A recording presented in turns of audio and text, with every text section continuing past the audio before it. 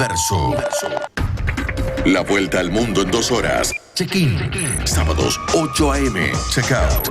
Sábados 10 a.m. Medio de transporte. Vorterix Mar del Plata. Frecuencia 104.5. Streaming. vorterixmardelplata.com.ar. Vuelta por el universo. Todo lo que pasa en la Tierra.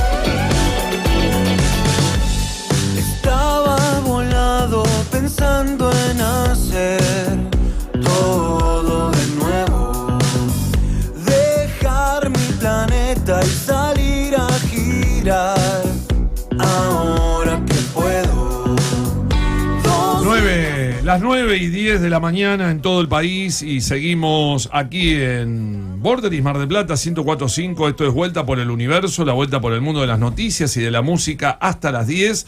Les recordamos que nos pueden ver y escuchar a través de www.vorterixmdq.com.ar, que hay una app que es Vorterix MDQ. Nos comunicamos, nos mensajeamos al 223-548-1045.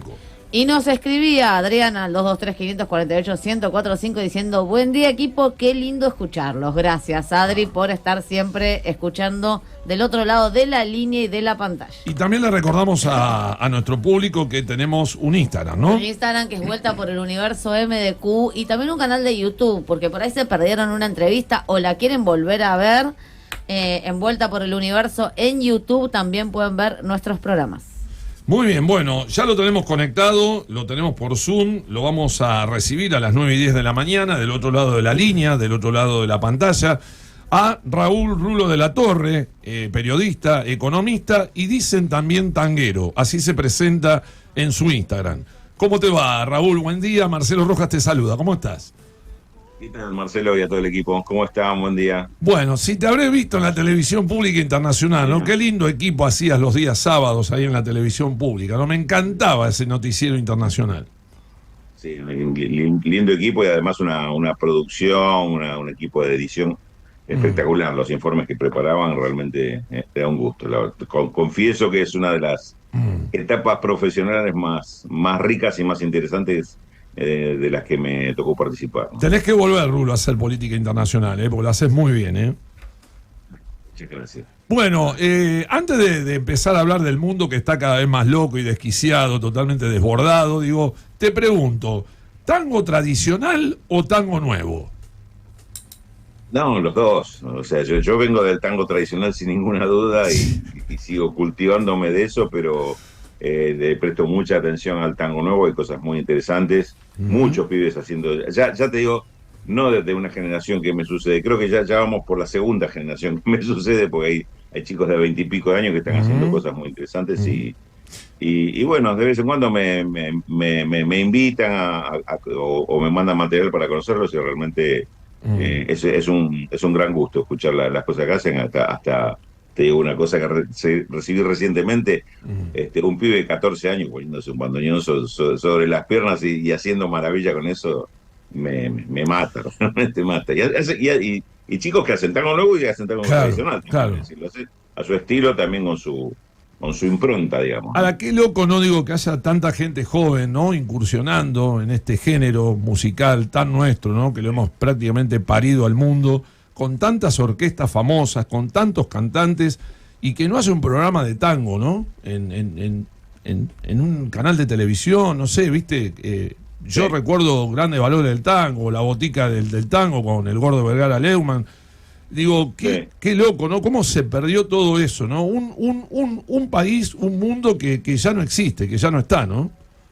Sí, vos sabés que yo, ese tema, claro, estuve en la televisión pública, vos recordabas la etapa del Internacional, pero también me tocó un tiempo no muy largo ser gerente de noticias y discutíamos esto. Yo me acuerdo de haberlo charlado bastante con el director ejecutivo que teníamos en ese momento, la falta de un programa de tango. Y siempre esto se resolvía, bueno, con algún especial, algún ciclo, Sí. pero siempre cortitos y circunstanciales. No se llegaba a sostener porque no había mucha convicción de que esto Mm. resultara atractivo para el público. Y uno de los problemas, ¿sabes qué creo que es? Que se sigue considerando que el tango es una música exclusivamente de la ciudad de Buenos Aires. Y no es Ujú, así. ujú, Parte ujú, del folclore nacional y además tenés muchos productos del interior que hacen tango y mm. realmente muy, muy bueno. Entonces, haber desligado al tango, por ejemplo, del folclore o de las músicas tradicionales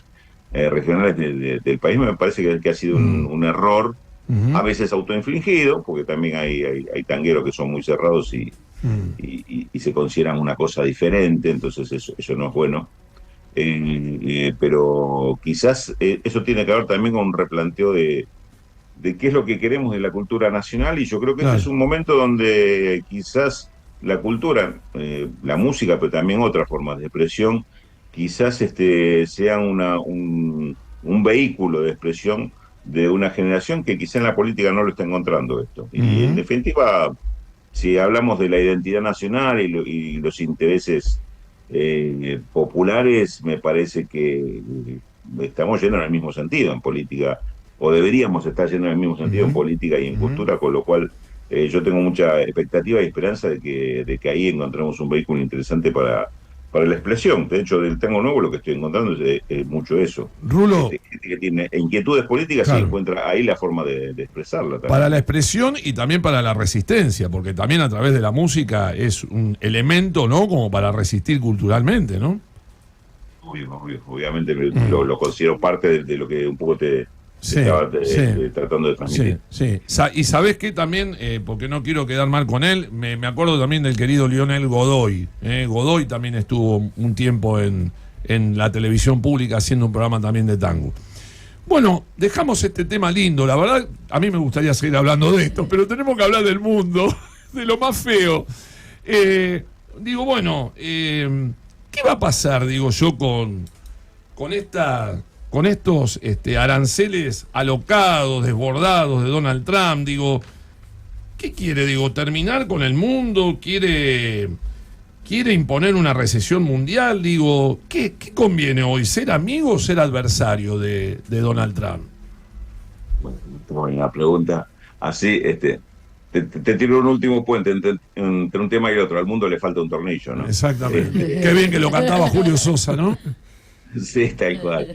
Y me parece que en este sentido lo que podemos decir que lo que está haciendo Donald Trump, desde mi punto de vista, es intenta una política o un resultado que va en contra de la historia. En contra de la historia. Ujú, Está tratando de rescatar un modelo y un lugar para Estados Unidos que ya no existe. Ya la multipolaridad ya se impuso. No es que Estados Unidos pelea por no perder ese control que de hecho ya lo está perdiendo y no le está encontrando una buena respuesta como sí sigue siendo sigue teniendo una posición de liderazgo, eso no se discute en Estados Unidos, pero no tiene la hegemonía total que tuvo hasta hace un par de décadas. Entonces, como líder que es, no le está encontrando una respuesta a los problemas que hoy tiene la economía mundial y sobre todo esta economía tan financiarizada. El intento de Donald Trump, así de llevarse todo por delante y hacer este intento de su arancelaria para decir ahora todo a favor de Estados Unidos, todo en contra de los que estén tratando, de, como él dice, de aprovecharse de Estados Unidos, le está saliendo mal y le va a salir mal. El problema es que esto le puede provocar un gran perjuicio al mundo en general ujú. y esto puede ser un costo altísimo lo que se pague por los errores de Trump. Pero fíjate lo que pasó esta semana y es un dato interesante. La respuesta de China no fue tan altisonante como fue el ataque de Trump. Lo que hizo China, jugó a dar respuestas puntuales, elevó los aranceles a los productos de Estados Unidos que van hacia China, Mm, y pasó algo en el medio que no se sabe si fue China o no fue China, pero el asunto es que empezaron a caer los bonos del Tesoro de Estados Unidos. Es decir, hasta ahora, el activo más preciado del mundo, es decir, cuando hablamos de riesgo país, siempre decimos Riesgo país es con respecto a qué, a los bonos del Tesoro de Estados Unidos. ¿Cuánto por arriba de esto tenés que pagar de interés para que te compre un bono? Ese es el riesgo país. O sea, el mojón cero del riesgo país son los bonos del Tesoro de Estados Unidos. ¿Qué pasó esta semana? Ante el riesgo, la gente empezó, los inversores empezaron a vender, a sacarse encima los bonos del Tesoro de Estados Unidos. Desconfiaron de los bonos del Tesoro de Estados Unidos. ¿Quién es un gran poseedor de bonos del Tesoro de Estados Unidos? El Banco Central de China. ¿Fue el Banco Central de China el que empezó a vender? No lo sabemos todavía, pero la sola posibilidad de que eso fuera cierto, te digo que le provocó escozor al gobierno de Estados Unidos. Inmediatamente el secretario del Tesoro fue a decirle a Trump, está pasando esto, están bajando los bonos nuestros, los bonos que emitimos de 10 años, a 3 años, y lo que hizo Trump, dio marcha atrás, dijo, bueno, por 90 días paramos el tema de la aplicación de los nuevos aranceles. Se dieron cuenta de que habían tirado tanto el mantel que se le estaban cayendo sus propias copas y sus propios platos, entonces tuvieron que parar. ¿Esto qué indica? Que hay costos internos que paga también Estados Unidos con esto, e inmediatos. No están jugando solo el partido, no pueden hacer lo que quieren. Y me parece que fue una primera demostración de los límites que puede tener esta política y los costos que puede tener esta política. Porque si esto se hubiera mantenido, probablemente en las próximas semanas estábamos ante una crisis internacional espectacular. Digamos, y crisis por la vía financiera, pero como sabemos por historia, cuando empieza por la vía financiera, después va a la parte de la economía real y entonces el caos no se sabe hasta dónde llega y dónde termina. Bueno, yo lo que estoy viendo es esto, una gran irresponsabilidad por parte del gobierno de Estados Unidos, una política que no le va a resultar en los objetivos que ellos están planteando y en cambio lo que va a tener probablemente en el camino, depende de la profundidad y la duración que tenga la aplicación de esta política, un costo enorme para la economía mundial. Y para no dejar de lado lo último que dijiste, pegarse a esta política, ser socio de esta política, y para un país con la vulnerabilidad que tiene Argentina, puede ser suicida. Puede ser suicida, digamos. Vamos a jugar de compañeros de la pelea, del que se está equivocando, pero encima con debilidades propias en donde vos vas a pagar costos inclusive antes o superiores, por lo menos en proporción, a los que puede llegar a pagar el propio país que se está equivocando con esta política, es decir, Estados Unidos. Una economía absolutamente vulnerable. Imagínate que países que entran en crisis y entran a decir, bueno, ¿dónde coloco los productos que ya no puedo vender a Estados Unidos, no puedo vender a otra parte del mundo porque todo empieza a achicarse? Vos sabés que hay un país que está abierto totalmente y compra lo que le vendan si tiene buenos precios. ¿Dónde? ¿Cómo se llama? Argentina. Podemos llegar a ser el depositario de todo lo que sobre o todo producto de liquidación que hay en el mundo. Que algunos pensarán, uy, qué bueno, vamos a tener un montón de productos importados baratos. No, vas a tener una destrucción de la industria nacional espectacular si llegas a hacer eso. ¿Qué tal, Raúl? ¿Cómo te va? Buen día. Se habla mucho, bueno, de estas medidas que está tomando Estados Unidos, específicamente el gobierno de Donald Trump, y se habla mucho de qué intereses lo mueven a tomar este tipo de medidas. Pero yo algo que no escucho, que se hable que muchas de detrás de estas medidas también lo que hay es una mala teoría económica, como una incomprensión de cómo es la economía internacional y por eso también estos errores en la implementación de estas medidas. Digo, ¿hay una mala teoría económica? Sí, a ver, por lo menos mala en el sentido de que está aplicada fuera de tiempo. Esto, digamos, tendría alguna lógica, no igualmente estas medidas tan profundas y este cierre que significa ultraproteccionismo, pero suponete que se pensara, bueno, a ver, Estados Unidos puede hacer una protección de su industria nacional, poniendo aranceles altos, administrando el comercio exterior. Sí, podría ser, no es una teoría, digamos, que rigió en el mundo durante algún tiempo, inclusive a Estados Unidos mismo le dio resultado en su momento. Hoy el mundo es distinto, y quizás esta teoría está desactualizada, si la mirás desde el lado de la teoría. Entonces, lo que está sucediendo es que medidas de este tipo, que están pensadas exclusivamente desde lo comercial o de lo proteccionista, tienen otro tipo de impactos en una realidad absolutamente diferente, como la que describían recién, que es simplemente un ejemplo, el tema del impacto financiero que tiene con respecto a los bonos, la confianza y demás. Entonces, Todos estos aspectos deben ser contemplados y el mundo tampoco es el mismo de 20, 30 años atrás, ni el poder relativo entre, por ejemplo, en la industria que puede tener Estados Unidos con respecto a China. Si antes, en algún momento, Estados Unidos era 10 veces China, hoy están a la par. Es una economía equivalente y en muchos aspectos China por encima de Estados Unidos, incluso en aspectos tecnológicos. Ni que hablar de lo que significa China como taller de desarrollo de tecnología industrial, inclusive de capitales estadounidenses. Es decir, esto está sucediendo en China. No parece creíble que ninguna de estas medidas vaya a provocar como efecto inmediato que todos esos capitales se muden a Estados Unidos, que es lo que quiere hacer Trump, y evidentemente no va a lograr esto, no va a lograr esto. Es decir, me parece que yo te diría que desde mi punto de vista, más que un problema de teorías equivocadas, yo creo que es un problema de entrar a destiempo con algunas teorías que en su momento pudieron tener un impacto, un efecto que hoy ya no lo tienen. Ahora, ¿visualizás alguna alternativa? Porque viste que en la época de la Guerra Fría el mundo se dividía en dos sistemas, ¿no? Capitalismo, comunismo. El comunismo cayó, sobrevivió el capitalismo. Habría después que analizar, ¿no? Qué tipo de capitalismo estamos padeciendo. Digo, ¿hay alguna alternativa desde lo económico para contrarrestar o tratar de igualar la cancha con el Banco Mundial, el Fondo Monetario, bueno, todo lo que emana de Estados Unidos? Digo, la CELAC, los BRICS, el Mercosur, digo, ¿qué otra alternativa hay a esto? ¿Hay alguna alternativa? No. Sí, no, alternativa seguro que hay, porque, digamos, en economía nunca puedes hablar de que no hay alternativa. ¿Viste cuando te dicen, no había, la única alternativa era esta? Nada, me están macaneando. Seguro que es una gran mentira eso, no existe. No existe que en economía haya una única alternativa. Pero y en este caso, con más razón. Porque, sobre todo porque fíjate que estamos en un proceso en construcción. Obviamente hoy el sistema capitalista no está funcionando en forma estable y equilibrada, sino que tiene grandes conflictos internos. No resolvió ni siquiera lo que fue la crisis del 2008. Todavía estamos con repercusiones de esa crisis del 2008 mal resueltas por los gobiernos en ese momento y por lo tanto subsisten los problemas que tuvo esa especulación excesiva, especulación financiera, que terminó en una crisis mundial. Siempre estamos ahí a riesgo de que esto vuelva a suceder, volvamos a tener un episodio de eso en cualquier momento.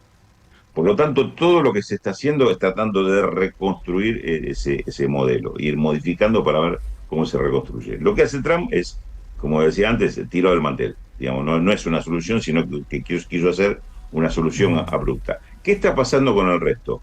Claramente, lo de los BRICS se ha convertido en una alternativa financiera de promoción del desarrollo a través de lo que es la Ruta de la Seda y los otros proyectos asociados que tiene. Es una potencia financiera también con lo que es el Banco de los BRICS, o por lo menos potencialmente puede ser un factor de muchísimo peso por las condiciones que tiene para seguir creciendo.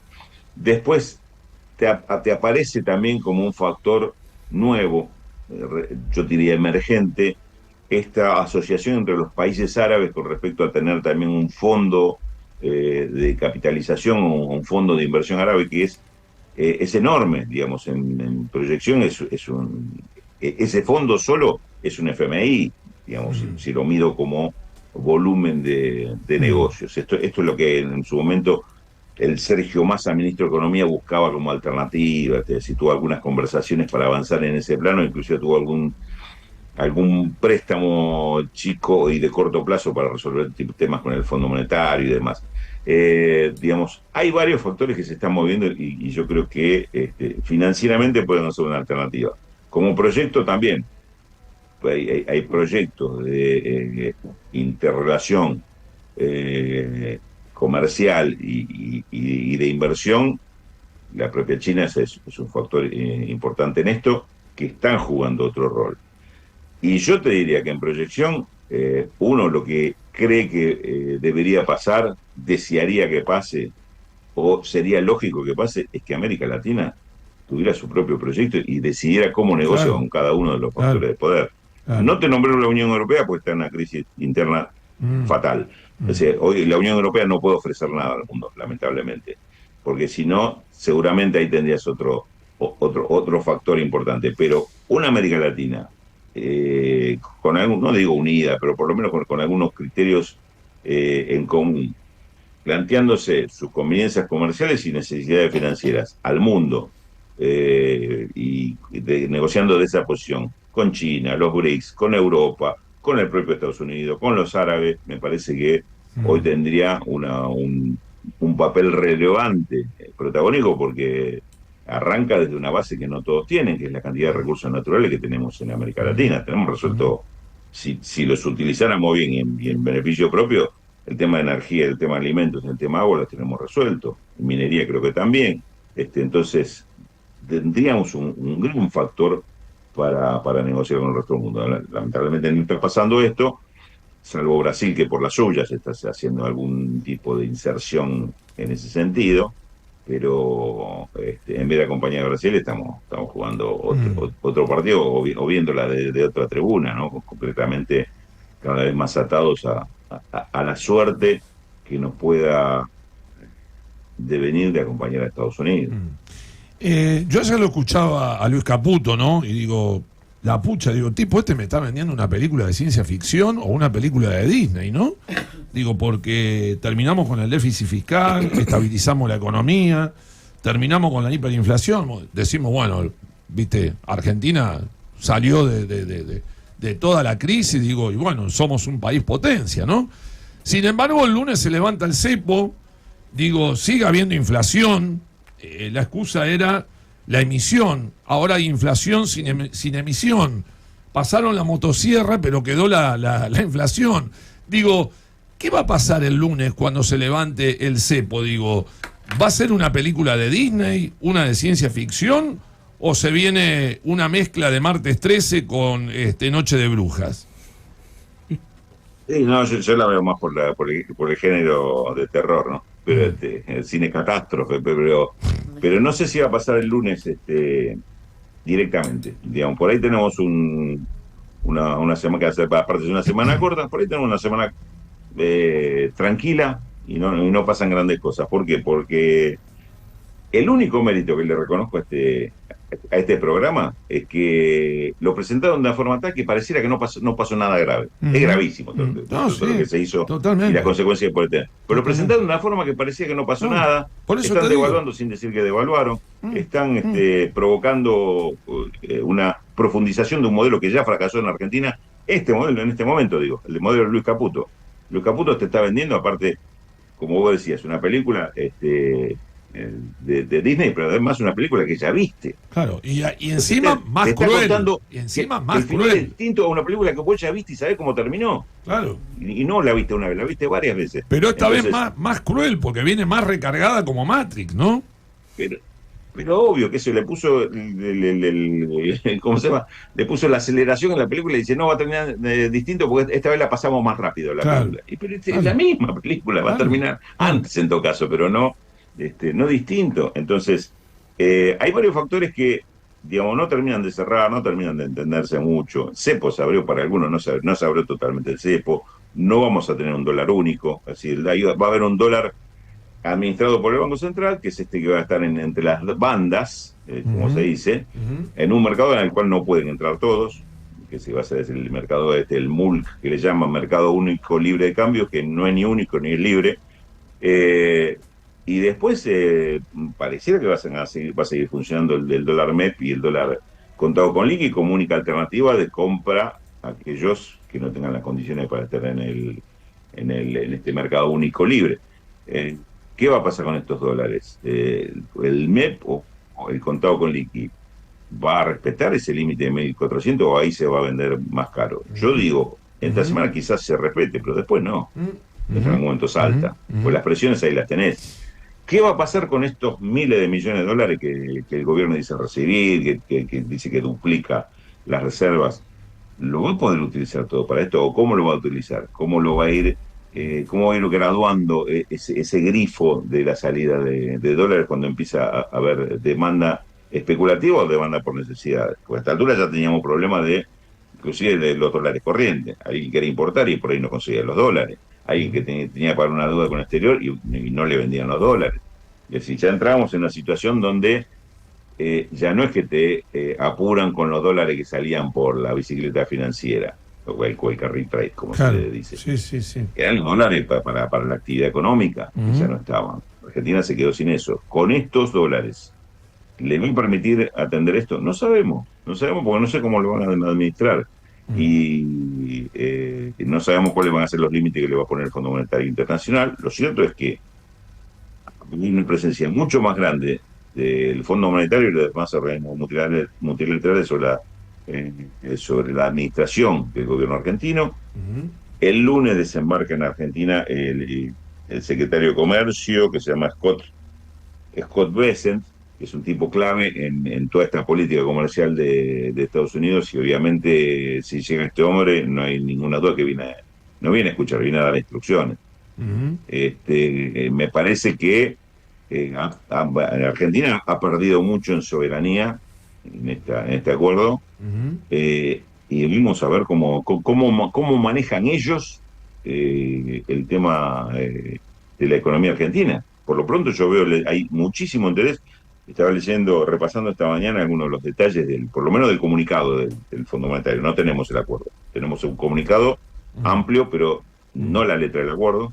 Y en el comunicado está claro que hay mucha insistencia en la mirada monetaria de la economía. Es decir, yo manejo la emisión de dinero, la disponibilidad de dólar, y con eso ya resuelvo. Con eso voy a tener crecimiento, voy a tener mayor productividad, competitividad, y toda la pavada que dicen que eso no se maneja por política monetaria. Bien. Entonces, digo, puedo dudar de cómo van a ser los tiempos para que esto no les explote especulativamente en el plano monetario y cambiario. Puede ser que les dure por un tiempo y esto lo resuelvan. Ahora, lo que no tengo duda es que esto va a provocar mayor recesión, mayor pobreza. La inflación no me parece que la detenga. Ya abrí estas jugadas con la inflación. Es decir, te están recogiendo algunos datos del comercio. Las listas de precios están llegando ya antes de los anuncios de la semana, ya estaban llegando con un aumento promedio del 10%. Y los que afortunadamente, almacenes, mayoristas, claro, y demás. Y los que afortunadamente todavía tienen trabajo, el poder adquisitivo por el suelo, por el piso. Claro. ¿Te acordás cuando decían que le habían, a quién era, a Clinton, que le habían colgado un cartelito en la campaña diciendo la economía estúpido? En el caso nuestro podríamos decir nosotros mismos, es el consumo estúpido. No hay consumo, la economía se va a seguir hundiendo. Y es el gran problema que tenemos. Pero además, a propósito de esto, una de las cosas que me llamó la atención o que subrayé del comunicado del fondo es cuando dicen que George Evans, en el informe que dio al directorio, habló de los magníficos resultados que consiguió la política del gobierno de Milei en materia de, como ellos mismos lo traducen, desinflación, crecimiento económico y resolución de algunos de los conflictos sociales. ¿De qué país nos están hablando? No, por eso. Si esta es la lectura que hacen ellos de las consecuencias de este plan, y bueno, esto es un disparate, vamos a ir para cualquier lado, porque si te están diciendo, hicimos un partidazo, ganamos como locos, claro, le hicimos 3 goles en menos de 45 minutos. Sí, pero te habían hecho 6 goles antes, perdiste 6-3. No, hicimos 3 goles, y eso diciendo la cosa como querés. Un nivel de divague o desconocimiento, o un nivel de cinismo y perversión total, ¿no? O sea, o es un extremo o el otro. Vamos por lo segundo y vamos seguro. Dale. No nos equivocamos si vamos por lo segundo. Rulo. No puedo. Porque tengo miedo que se caiga el Zoom. Contale a la gente cómo te pueden seguir a través de tus redes. Bueno, fundamentalmente tenemos un sitio que se llama Motor Económico, que es un portal abierto. Eso simplemente lo buscan por Google y Motor Económico entran. Ahí está publicado todo el trabajo que hacemos en distintos medios. Y después, bueno, por Twitter, en Rulo de la Torre, por Instagram y demás sitios también se van publicando lo que hacemos, algunos de estos comentarios, y también cuando tenemos algún encuentro, alguna cuestión que me parece también la beta tanguera, cuando hacemos algún encuentro o show mezclamos un poco las charlas económicas con la música. Te quiero agradecer la nota, te admiro muchísimo, te seguí mucho en la televisión pública internacional, lo hacían muy bien, lo haces muy bien. Lo seguimos. Lo seguimos. Sí, sí. En otro momento seguramente vamos a hablar de la guerra de Ucrania, de un montón de cosas más, pero ya por hoy suficiente con lo que tuvimos. Pero en una próxima nota a mí me gustaría hablar de tango. Vamos a hacer un mano a mano tanguero con vos. Dejemos el mundo, Para otro programa, porque al seguro. mundo no le falta un tornillo, le falta una ferretería completa. Te mando un abrazo grande. Gracias. Un abrazo, chicos. Gracias. Muchísimas gracias. Gracias, Hasta siempre. Gracias, Raúl. Abrazo grande. Bueno, Raúl de la Torre es un genio, un crack. La verdad, yo lo admiro muchísimo. Te agradezco porque te insistí muchísimo. Te rompí mucho la paciencia. No, Conseguímoslo a Rulo. Bueno, Rulo salió hoy, sábado 12 de abril. Una gran nota. Una gran nota, una gran nota un diálogo con exclusivo, un lindo mano a mano aquí en Vorterix, en Vuelta por el Universo. Así que bueno, ya lo tenemos agendado a Rulo también Obviamente, para obviamente. otro conversatorio. Bueno, nos vamos a la música. Una gran nota, la verdad. Me sacaste la pregunta de la boca, porque yo estaba por ¿Cuál? preguntarle justamente qué iba a pasar a partir del lunes. Así que. Sí, a mí también tenía algunas, pero las Soy contestó también. soy como Mirta, no se me escapa una, ¿viste? Alguna pregunta las contestó sin que le hiciéramos la pregunta. Exacto. Sí, eso también tiene que ver con la Bueno. capacidad de análisis. Y la buena síntesis periodística, Sí. ¿no? Ese Sí, es el sí. buen periodista que te hace una síntesis. Y es la Obviamente. conjunción de quien es economista y Claro, periodista. periodista. Es decir, las dos cosas. Que no es fácil conseguir periodistas especializados en economía. No, por eso. Él tiene las Pero, dos carreras y directamente. vienen del diario de Página 12, digo, es una escuela de periodistas económicos. Exactamente. Sí, sí. Nos vamos a la música y un tema que le dedica esta banda, que ustedes la conocen, REM, ¿no? Tiene unos cuantos Sí, años la sí, banda sí, REM. sí. Un temón Parte que... de mi religión. No es la de Perdiendo mi religión. Es un tema Esa es la de que Charlie. parte de- dedica a los corredores de bolsa. Oh, Ren. sí, Se metió sí. con los yuppies. Se metió, pero un poco también hablando de ese mundo de la bolsa, también de la soledad que viven los corredores de bolsa, pero de lo que son las noches, esas noches largas. Hay otros que tendrían que devolver la bolsa, ¿no? Otros tienen que devolver la bolsa, otros no se la tendrían que haber llevado nunca, pero los mercados nunca duermen, ¿viste? Menos Entonces, estos días. Menos estos días. Así que Rem les dedica esta canción que se llama Day Sleeper. Where is calm? Hong Kong